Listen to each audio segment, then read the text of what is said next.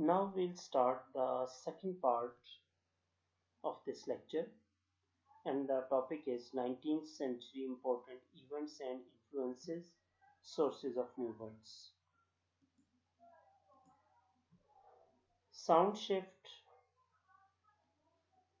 The sounds were changed with the passage of time, and in comparative linguistics in 19th century they were studied.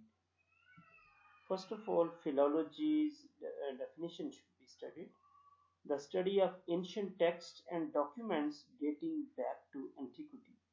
It means take old documents and compare their linguistic features in terms of spelling change, semantic change, syntactic change, or some other changes. German philologist Jacob Grimm presented Grimm's law in 1822, and now we'll discuss this law in detail. First of all, we should know about Indo-European languages. There are several hundred languages of Europe, Turkey, and Central Asia. This group is called Indo-European language group.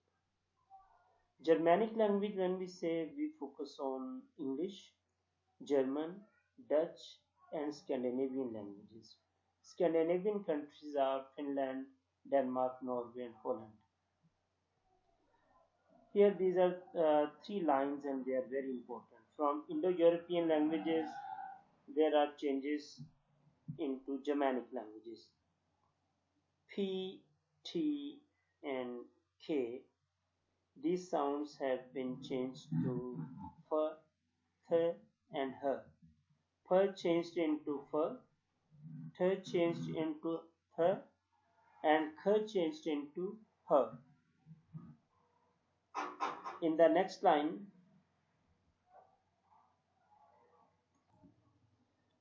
B sound was changed into P sound, D sound was changed into Th sound, G sound was changed into K sound.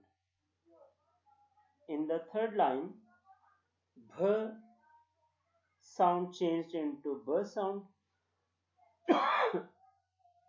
D sound was changed into D sound, G sound was changed into G sound. Okay, I'll share with you some examples, but how can we memorize them exactly that these corresponding sounds should be correct?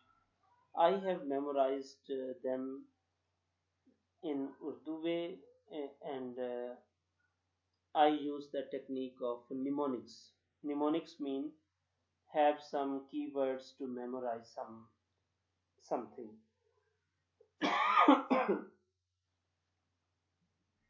I memorized patak, badaj, and then add her sound with all these.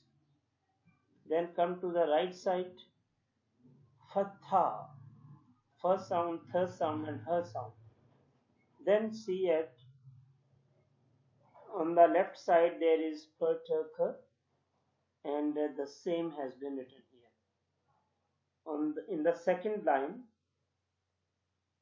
bird j sound or g sound, and on the right side, third line, bird j or g sound are there.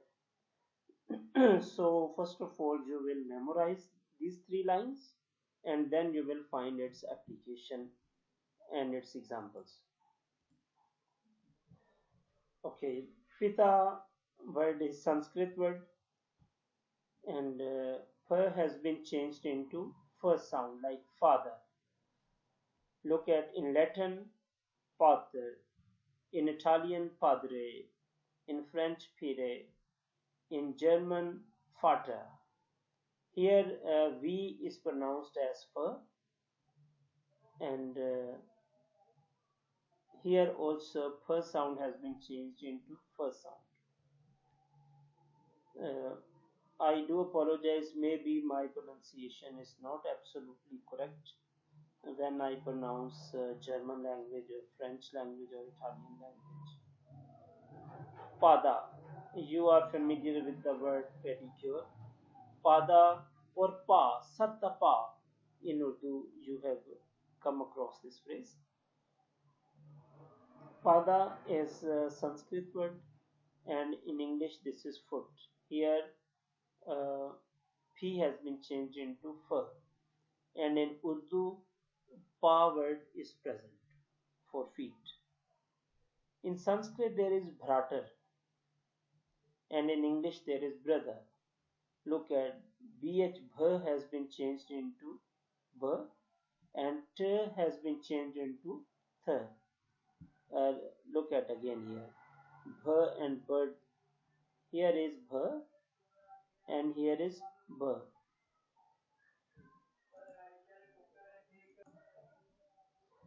Here there is sing, S-E-N-G-H in Sanskrit, and in English this is sing. Look at GH gh has been changed into g sound. Here look at GH gh has changed into g sound. It means Jacob Grimm's law is supported by different examples.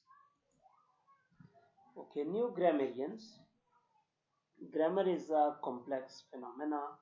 It changes, and new grammarians, they want to simplify English grammar, and they want to give those rules which enable a non-native speaker to learn some rule, and all other changes should be done on the basis of those rules.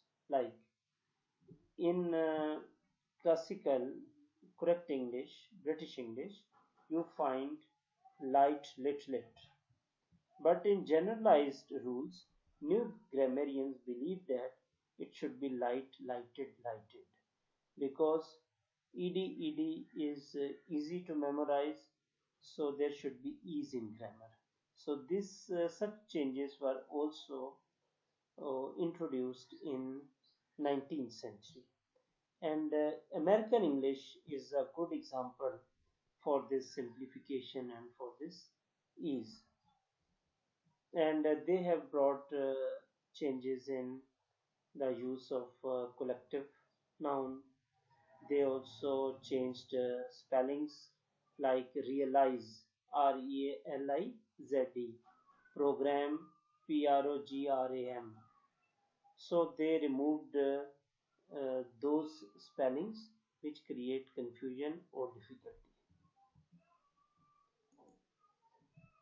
Okay, we see another dimension of linguistics in Victorian era, that language was simplified and clarity was introduced there, and grammar rules were followed, and no use of repetition for emphasis. Like in Shakespearean English, you will find that there was a question that what are you reading? The answer is books, books, books. Or repetition for emphasis use was removed in linguistics in Victorian era. Comparative philology was popular, and we have discussed it in detail. Evolutionary sound system study we also discussed in Jacob Grimm's law. Now we'll also find out some features of literature, because linguistics and literature have co-relationship. Literature is also written in language, and analysis of that literary language is the domain of linguistics. Early, mid, and Victorian eras, this period has been divided into three phases. 1830 to 1850, there was industrialization, child labor, poverty. Elizabeth Barrett Browning's poem, The Cry of the Children, highlights the anguish, pain, and miseries of a labor class, and how poorly children work for long hours, and how do they consume their innocence? At that time, they are in need of education, but they were forced to work in coal mines and in some other places at very low wages. And what is happening nowadays in Pakistan, the same was being done in Europe just a few centuries ago. They were also forcing children to work for long hours. Oliver Twist by Charles Dickens. In this novel, orphan Oliver Twist, born in a workhouse, he was sold. Then he escaped and he joined a gang of pickpockets. Here, tragedy of those working children have been highlighted that these children become criminals when they were forced to work or they are sold as a commodity and milk of humanity has been evaporated from the veins of humans. Hence, a mid Victorian era British Empire blossomed and national identity was at its peak, and they were getting rid of French words and French influences from English language. Great exhibitions by Prince Albert, World Fair exhibition of culture and industries. There was a novel about criticism of Victorian age. It was written by George Eliot, whose true name is Mary Ann Evans. Basically, she was a girl, but girls were prohibited to publish any novel or story, and this was the field of males only.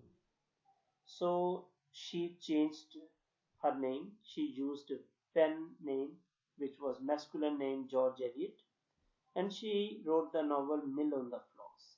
Here she criticized double standards of the society, that how does society come together to punish an innocent girl.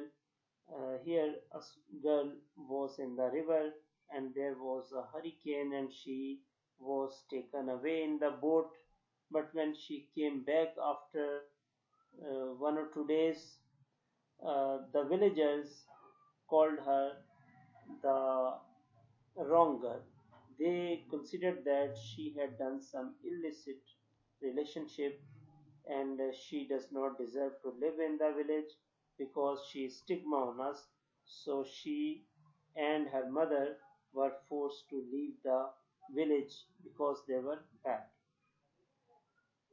So there was a flood, and the flood has ruined that village. It means the world should not have double standard for male and female. Lord Tennyson, poet laureate in 1850, wrote lyrical poetry in memoriam. In this poem, the poet addresses the Son of God, he in whom men must put their faith. God made man in his image, even though humans do not know why. The poet asks God to help make his will, and he hopes his own knowledge and faith will grow.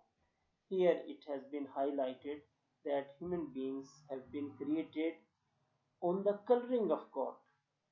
Human beings cannot be equal to God, but they can take some qualities at the very low position. For instance, God is Razik. Razik means who gives food to the whole world. Human beings can also be Razik, that they can give food to some poor people. God gives food and protection to the whole universe, but human beings can give food to a few people, 1 or 2 people. In this way, human beings can follow characteristics of God. In late Victorian era, this is the age of deconstruction of Victorian values. Deconstruct mean criticize them or to break them into pieces and prepare masses to fight against the double standards of the society. Oscar Wilde's The Importance of Being Earnest, it's a comedy, and protagonists show fictitious persona to especially duties and marriage. George Bernard Shaw is an iconoclast. He breaks the uh, high opinionated things. He makes fun of armed forces, and he proves that they are also uh, weak, and they also want to save their life. And he also uh, shows that love is not a sublime feeling, and love is nothing.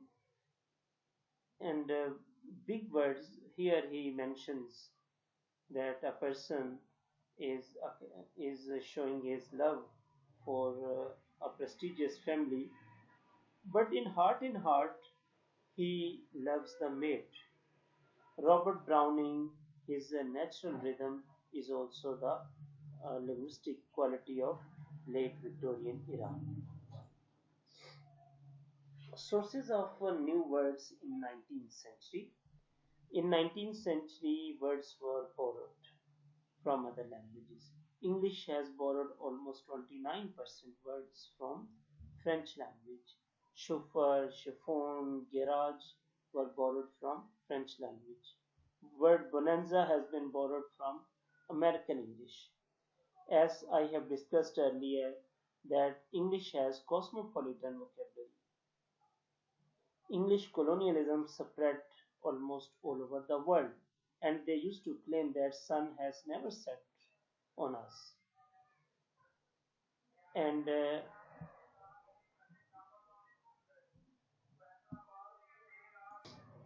Latin and French prefixes and suffixes were used in English language. In this way, a new word has been coined. Word is present, but only prefix or suffix has been taken from other languages, like stardom. Here, star word was present and dome was taken as suffix. Replay, re has been taken as prefix. So, addition of prefixes and suffixes give the word a new shape. Third is proper names have been used, like Morocco. Morocco is a country, and it has been used for very good leather. Tabasco is a river from Mexico. A limousine is a province of France.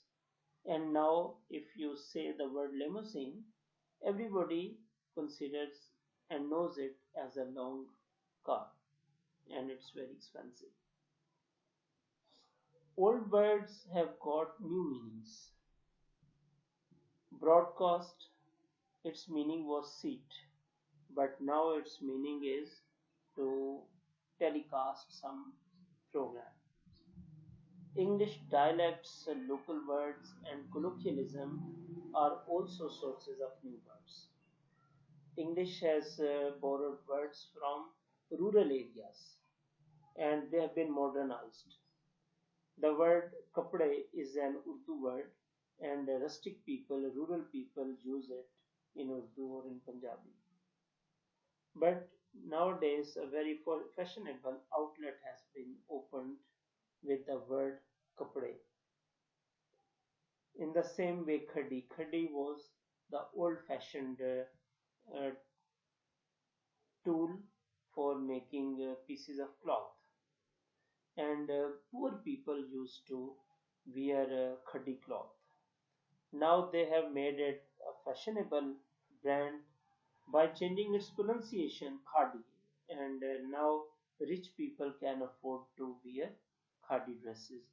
So old words get the new coloring, new style.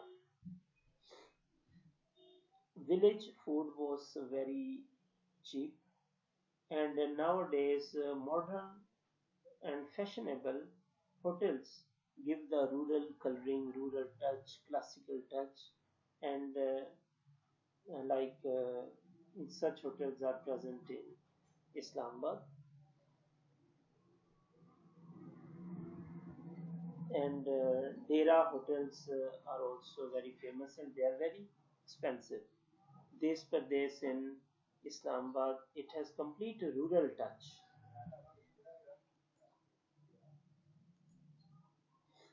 Methods of language reconstruction, that there is a resemblance between words and in various languages.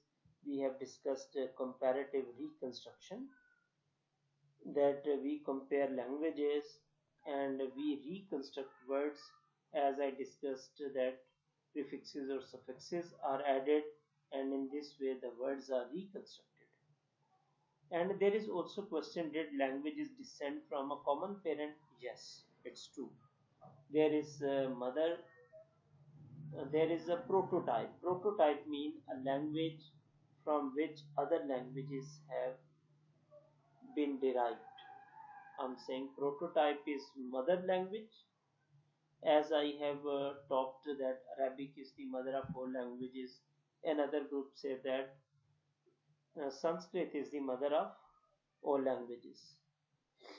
Genetically related, that cognates words that have descended from common sources.